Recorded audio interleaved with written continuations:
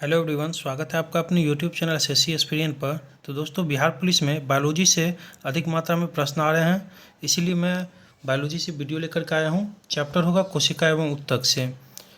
तो चलिए बिना देरी की शुरुआत करते हैं। पहला प्रश्न है, जीवन की मूलभूत इकाई क्या है? जीवन की मूलभूत इकाई क्या है?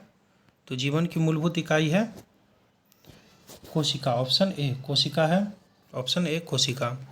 अगला प्रश्न है, निम्नलिखित में से कौन सा कोशिकांग पादप कोशिका में पाया जाता है किंतु जंतु कोशिका में नहीं? मतलब पादप में पाया जाता है और जंतु में नहीं पाया जाता है।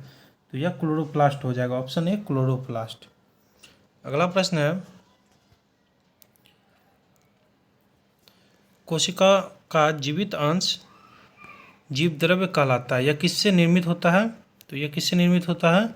तो कोशिका द्रव केंद्रक तथा कोशिकांग से। ऑप्शन डी कोशिका द्रव केंद्रक तथा कोशिकांग से।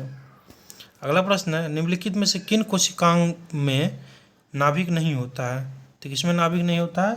तो आरबीसी में, लाल रक्त कोशिकाओं में। ऑप्शन बी लाल रक्त कोशिकाओं में।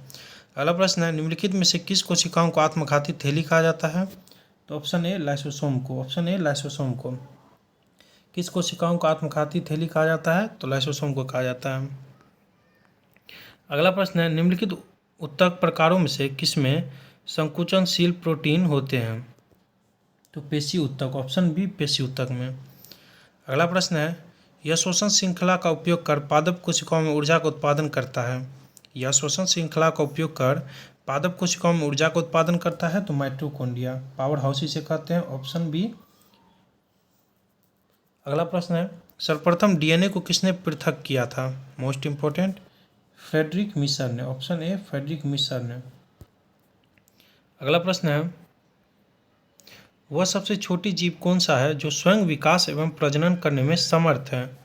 तो माइकोप्लाज्मा है जो समर्थ है विकास और प्रजनन में। Option A. अगला प्रश्न है, यूकैरियोटिक कोशिकाओं में प्लाज्मा झिल्ली किस पदार्थ से निर्मित होती है? तो phospholipid. Phospholipid. Option A phospholipid. अगला प्रश्न है, किस वैज्ञानिक ने जीव द्रव्य को जीवन का भौतिक आधार कहा है? तो किसने कहा है? हक्सले ने। ऑप्शन बी हक्सले ने। अगला प्रश्न है, जीवों में अत्यधिक विविधता का क्या कारण है? जीवों में अत्यधिक विविधता का क्या कारण है? उत्परिवर्तन। ऑप्शन सी उत्परिवर्तन। अगला प्रश्न है, प्लाज्मा झिल्ली किन पदार्थों से निर्मित होती है? तो दोनों, ए और बी, यानी प्रोटीन से और लिपिड से, दोनों से निर्मित होते हैं प्लाज्मा झिल्ली, प्रोटीन और लिपिड से। अगला प्रश्न है, सुमेलित करना है कोशिका भित्ति एवं उसके निर्माणकर्ता से। तो पादप कोशिका भित्ति के निर्माण करता है सेल्यूलोज। सेल्यूलोज है। उसके बाद जो जीवाणु कोशिका भित्ति के हैं पेप्टिडोग्लाइकन। पेप्टिडोग्लाइकन। उसके बाद शैवाल कोशिका भित्ति से हैं ग्लाइकोप्रोटीन। ग्लाइकोप्रोटीन है। और कवक कोशिका भित्ति से काइटिन है। अगला प्रश्न है, कोशिका सिद्धांत प्रस्तुत करने वाले वैज्ञानिक थे। कोशिका सिद्धांत प्रस्तुत करने वाले वैज्ञानिक थे स्लाइडेन, एम जी स्लाइडेन थे और थियोडोर स्वान थे। ऑप्शन सी स्लाइडर और स्वान। अगला प्रश्न है, मिलान करना है सही उत्तर का। तो सबसे बड़ी पादप कोशिका क्या है? तो कॉलेर्पोटेक्सीफोलिया। उसके बाद पुरुषों में सबसे छोटी कोशिका तो शुक्राणु। 4 नंबर शुक्राणु। उसके बाद जो है मानव में सबसे बड़ी कोशिका तो तंत्रिका कोशिका है, आप लोगों को पता होगा। सबसे बड़ी कोशिका और शुतुरमुर्ग का अंडा। शुतुरमुर्ग का अंडा। अगला प्रश्न है, सूची को मिलान करना है, सुमिलित करना है। तो किसने खोज की थी? तो केंद्रक की खोज किसने की? तो रॉबर्ट ब्राउन ने। केंद्रक की खोज रॉबर्ट ब्राउन ने की। क्वेश्चन आने की संभावना इसमें। जीव द्रव्य की खोज किसने की? तो डुजार्डिन ने। डुजार्डिन ने जीव द्रव्य की खोज की। जीव द्रव्य का नामकरण पुरकिंजे ने किया। जीव द्रव्य का नामकरण पुरकिंजे। राइबोसोम की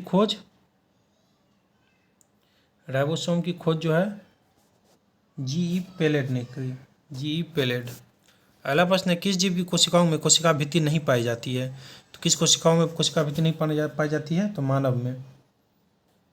अगला प्रश्न है, कोशिका सिद्धांत का अपवाद है। कोशिका सिद्धांत का अपवाद क्या है? तो विषाणु है, वायरस है। ऑप्शन बी विषाणु। मानव शरीर में पाई जाने वाली सबसे छोटी कोशिका कौन सी है? तो शुक्राणु है। ऑप्शन बी मोस्ट इंपॉर्टेंट आने के क्वेश्चन चांस है, स्टार मार्क कर लीजिए इसको। मानव शरीर में पाई जाने सबसे छोटी कोशिका कौन सी है? तो शुक्राणु है।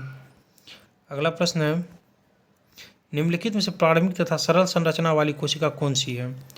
तो निम्नलिखित में से प्रारंभिक सरल संरचना वाली कोशिका कौन सी है?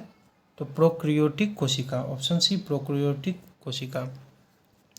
अगला प्रश्न है, पूर्ण विकसित कोशिकाओं का प्रकार है? तो यूक्रियोटिक कोशिका। ऑप्शन ए यूक्रियोटिक कोशिका। अगला प्रश्न है, पादप कोशिकाएं जंतु कोशिकाओं में किसकी अनुपस्थिति के कारण भिन्न होती है? तो तारक केंद्र सेंट्रियोल के कारण। Option B D centriole. अगला प्रश्न है, राइबोन्यूक्लियोप्रोटीन कण किसे कहा जाता है? तो किसे कहा जाता है? तो राइबोसोम को। Option B ribosome. अगला प्रश्न है, सौर ऊर्जा एटीपी में बदलती है? सौर ऊर्जा एटीपी में बदलती है क्लोरोप्लास्ट में। ऑप्शन ए क्लोरोप्लास्ट में।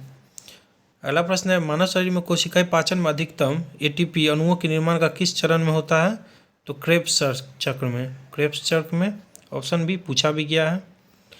अगला प्रश्न है, निम्नलिखित में से कौन सा विषय जनसंख्या एवं मानव समुदायों के महत्वपूर्ण आंकड़ों के अध्ययन से संबंधित है? तो जननांकी है।